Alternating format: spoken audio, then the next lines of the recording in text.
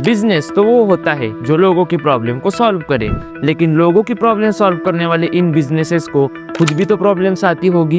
इनके प्रॉब्लम्स को सॉल्व कौन करेगा? अरे भाई चिंता क्यों करते हो, आज जिस आईपीओ का हम रिव्यू करेंगे वो आईपीओ की कंपनी इन्हीं बिजनेस के प्रॉब्लम्स को सॉल्व करती है। तो कौन सी कंपनी है, क्या इसमें इन्वेस्ट करना चाहिए या नहीं, चलिए देखते हैं। आज की वीडियो को शुरू करते हैं।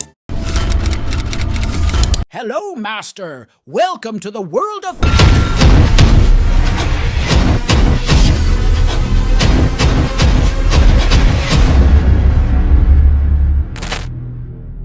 तो वीडियो में आगे बढ़ने से पहले जिन्होंने वीडियो को लाइक नहीं किया है, फटाफट वीडियो को लाइक कर दीजिए, और जो चैनल पर पहली बार आए हैं एक बार चैनल को सब्सक्राइब जरूर कीजिए, ताकि ऐसे बहुत से इंटरेस्टिंग वीडियोस आप आने वाले समय में मिस ना करें। आज का वीडियो डिमांडिंग वीडियो है, अपने एक व्यूअर है उनके डिमांड पर ये वीडियो लेकर आया हूँ। उन्होंने क्या कहा है एक बार आप कमेंट में भी देख ही सकते हो। आज का लेकर आए हो, तो आज लेकर आए हूँ न्यू आईपीओ रिव्यू। कौन सा आईपीओ है? वैगन्स लर्निंग सॉल्यूशंस का ये आईपीओ है। इस आईपीओ को हम टोटल 6 स्टेप में रिव्यू करेंगे, और सबसे लास्ट में आपको आइडिया आ जाएगी कि आपको इस आईपीओ में इन्वेस्ट करना है या इसे अवॉइड करना है। सबसे पहले कंपनी ओवरव्यू पर बात करेंगे, फिर की services, financials, IPO details, grey market premium, और सबसे लास्ट में डायमंड एनालिसिस। इन 6 स्टेप में हम इस पूरे आईपीओ को रिव्यू करेंगे और लास्ट में आपको क्लैरिटी भी दे देंगे। बढ़ते हैं सबसे पहले मुद्दे पर, जो है हमारा कंपनी ओवरव्यू। वैसे तो आईपीओ के लिए आपने बहुत बार अप्लाई किया होगा, लेकिन आपको आईपीओ मिल नहीं रहा होगा। इसके पीछे 2 ही कारण है, एक तो कैसे सही से अप्लाई करते हैं ये आपको पता नहीं, या फिर कुछ स्ट्रेटेजीज है जो आपको पता नहीं। एक बार आपके स्क्रीन पर जो है एक बार पूरा वीडियो जरूर देखिए, और अपने आईपीओ मिलने के चांसेस 99% तक जरूर लेकर जाइए। कंपनी ओवरव्यू में सबसे पहला पॉइंट होता है इंडस्ट्री। ये जो कंपनी है किस इंडस्ट्री की है? तो ये कंपनी है corporate training and digital learning solutions की ये कंपनी है। ये जो कॉर्पोरेट से बिजनेसेस है उनको हेल्प करते हैं, और जो डिजिटल लर्निंग्स है स्कूल्स वगैरह में होती है उसमें भी हेल्प करते हैं। दूसरे पॉइंट में बात करेंगे बैकग्राउंड। तो ये कंपनी स्टैब्लिश हुई है साल 2013 में, और पुणे महाराष्ट्र की ये कंपनी है। कंपनी की बात करेंगे तो ये कंपनी डिजिटल सॉल्यूशंस देती है, जो फिर कॉर्पोरेट्स हो तो उसमें कॉर्पोरेट ट्रेनिंग के सॉल्यूशंस हो, बिजनेस में जो प्रॉब्लम्स आते हैं उन्हें सॉल्व करने के सॉल्यूशंस हो। साथ ही साथ अगर ई लर्निंग की बात करेंगे तो स्कूल में ई लर्निंग के जो भी कंटेंट होता है वो ये कंपनी प्रोवाइड करती है, और इसीलिए कहा जाता है कि ये कंपनी B2B में काम करती है, यानी बिजनेस टू बिजनेस काम करती है। मतलब इनके जो कस्टमर होते हैं वो दूसरे सामने वाले बिजनेसेस होते हैं। आप वीडियो में आगे बढ़ते हैं और ऑब्जेक्टिव्स पर बात करते हैं। तो ये टोटल 36.36 करोड़ का जो आईपीओ है, इसमें इनके ऑब्जेक्टिव्स है कि सबसे पहला जो पूरा टोटल आईपीओ है उसमें से 66% आईपीओ फ्रेश इशू है। इन्हें पैसे क्यों चाहिए? तो सबसे पहले जो भी इनके ऊपर लोन्स है, जो कर्जे हैं, उनको रीपे करना है, और साथ ही साथ इन्हें एक नए सेगमेंट में एंट्री करनी है, B2C में। अब ये B2C में जाना चाहते हैं, इसीलिए इनको मोटा पैसा चाहिए, इसीलिए आईपीओ लेकर आ रहे हैं। इसके बाद आगे बात करते हैं कंपनी ओवरव्यू में ही की सर्विसेज की। ये क्या क्या सर्विसेज अपने क्लाइंट को देते हैं? सबसे पहले कॉर्पोरेट ट्रेनिंग के जो प्रोग्राम्स है ये देते हैं। साथ ही साथ लर्निंग मैनेजमेंट सिस्टम्स होती है LMS, वो दिया जाता है।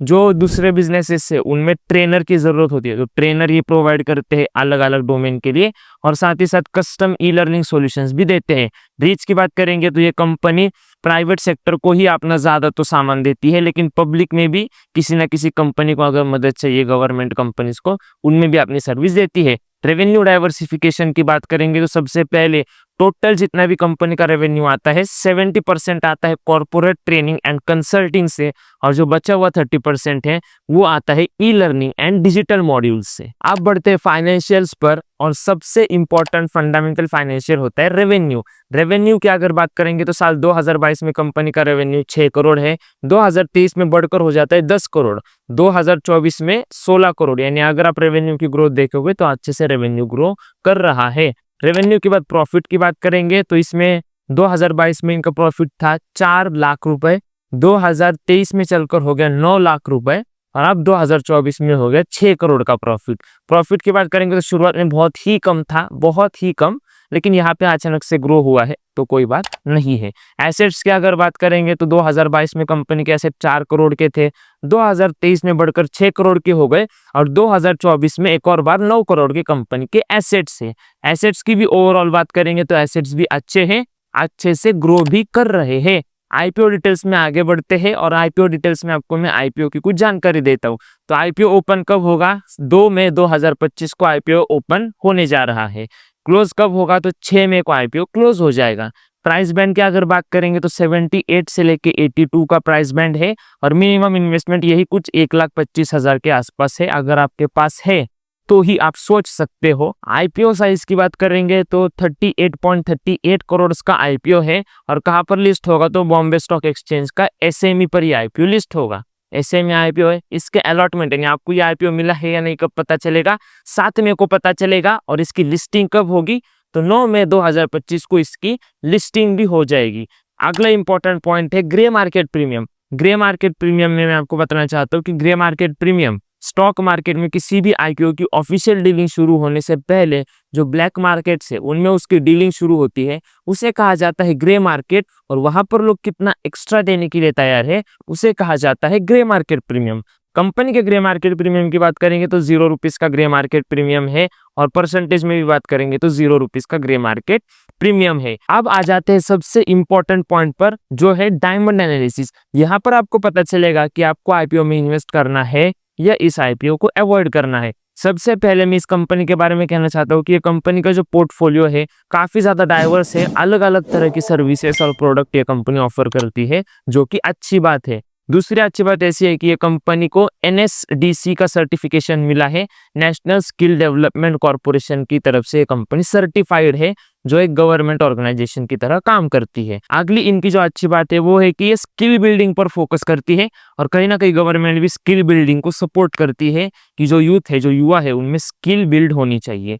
इसी के बाद अगर इस पूरे ओवरऑल सेक्टर की बात करेंगे तो सेक्टर में कंपटीशन बहुत ज्यादा है, ये कंपनी के लिए एक धोखा हो सकता है। और आगे बात करेंगे तो कंपनी जो कंटेंट देती है उनकी इंटेलेक्चुअल प्रॉपर्टी राइट्स है, आईपी राइट्स कंपनी के पास नहीं है, जो इनके लिए आने वाले समय में बहुत बड़ा धोखा हो सकता है। फाइनेंशियल्स की बात करेंगे तो जो रेवेन्यू है अच्छे से ग्रो हो रहा है, ठीक है। प्रॉफिट की बात करेंगे तो अनस्टेबिलिटी है, अचानक बीच में 4 लाख वगैरह से तो बहुत ज्यादा अनस्टेबल है। और एसेट्स की बात करेंगे तो एसेट भी अच्छे से ग्रो हो रहे हैं। ग्रे मार्केट प्रीमियम 0% का है, यानी शॉर्ट टर्म में आपको इस आईपीओ में वैल्यू नहीं मिलेगी। अगर आप शॉर्ट टर्म की सोच रहे हो तो आप इस आईपीओ को अवॉइड कीजिए। लॉन्ग टर्म की अगर बात करनी है तो आईपीओ में इन्वेस्ट पैसे मत कीजिए।